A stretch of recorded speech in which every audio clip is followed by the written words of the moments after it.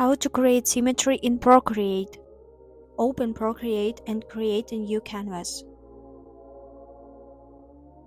Tap the wrench icon on the top left corner of the screen to open an Actions menu.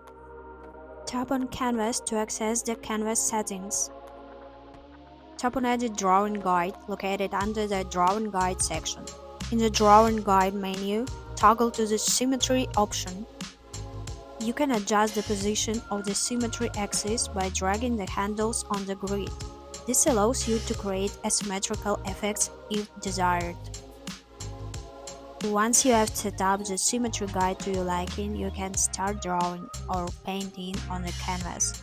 Wherever you create in one side of the symmetry axis will automatically be mirrored on the other side.